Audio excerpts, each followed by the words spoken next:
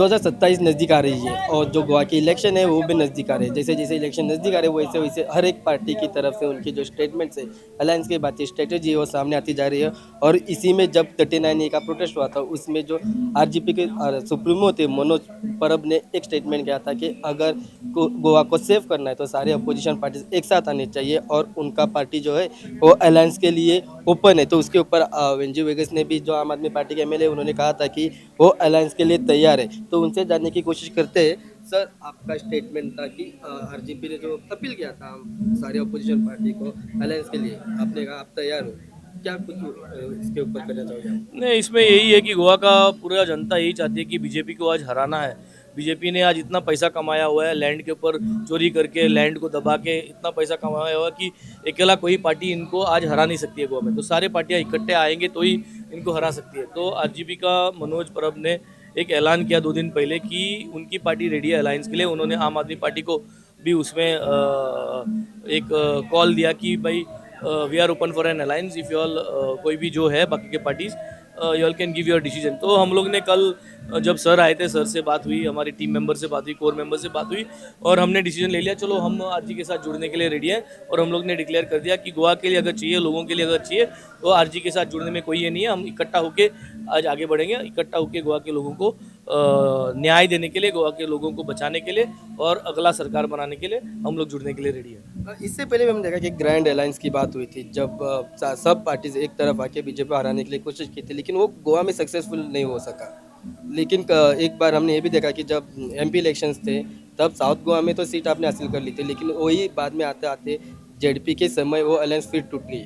क्या वजह थी वो अलायंस टूटने तो वजह बहुत सारी चीज़ें होती है। पॉलिटिक्स इज़ वेरी डायनेमिक और पॉलिटिक्स में कोई बता नहीं सकता कि कल क्या होने वाला है, आज रात को क्या होएगा। तो जिस तरह से जो जो प्रचार चलता है प्रत्येक स्टेप पे पता चल जाता है किस तरह से आगे बढ़ना है। जब आप लोग ने देखा होगा कि साउथ गोवा एमपी के लिए हम लोग ने पूरी फोर्स लगाई, मैं खुद उतरा, मेरा नाम था पहले, हम लोग ने वो नाम पीछे ले लिया और हमने सब लोग ने इकट्ठा होकर हम लोग ने बीजेपी को हराने के लिए साउथ गोवा में फाइनली हम लोग ने पॉजिटिव रिजल्ट्स लाया।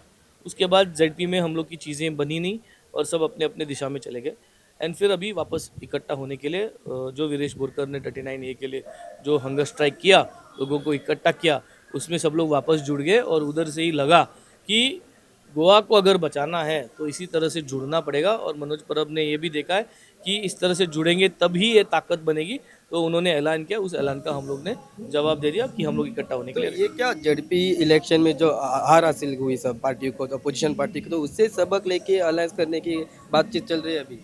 अभी फिलहाल मनोज ने जो ऐलान किया उस ऐलान का हम लोग ने रिप्लाई किया और कुछ नहीं। लेकिन जब पार्टी की बात होती है तो हमने इससे पहले देखा था कि जब जेडपी इलेक्शन के लिए ही सब लोग पहले अलायंस के लिए तैयार थे, लेकिन जब अरविंद केजरीवाल जी आए तो उन्होंने कहा कि वो कांग्रेस के साथ अलायंस नहीं करेंगे। तो क्या अभी जो मनोज परब ने आपको अपील किया है उसमें सारे अलायंस एक साथ हो सकते हैं? क्योंकि आपको फाइनली जो आपके मैंने यही सुप्रीमो बोला है कि politics is very dynamic. Manoj परब ने अपनी पार्टी का अलायंस के लिए ऐलान किया है, मनोज परब के पार्टी के साथ अलायंस रेडी है करके हम लोग ने बोला है। बाकी का सब अपने अपने जगह पे अपना अपना जैसे टाइम चला जाएगा वो पता चल जाएगा किस तरह से क्या होना। लेकिन आरजेपी का ये भी कहना है कि अगर अलायंस होनी है तो सब अपोजिशन एक साथ होना चाहिए। तो दूसरी तरफ कांग्रेस भी है जो अलायंस के लिए सामने आएगी। अगर आरजेपी को कांग्रेस चाहिए, लेकिन केजरीवाल जी को जो है वो कांग्रेस नहीं चाहिए अलायंस में, तो इसको किस तरह से डायनेमिक? तो Manoj has taken the initiative, Manoj ने इनिशिएटिव लिया है, उन्होंने ऐलान किया है that they are open for an alliance. It is a good step, positive step, उसको शाबाशी देना चाहिए। और इसके लिए उसको और स्ट्रॉन्ग करने के लिए हम लोग ने इसको रिप्लाई किया। अभी देखते हैं मनोज इस तरह से कैसे बाकी सबको जुड़ाता है और किस तरह से करता है। But yes, we are with RG, people has got a positive reply.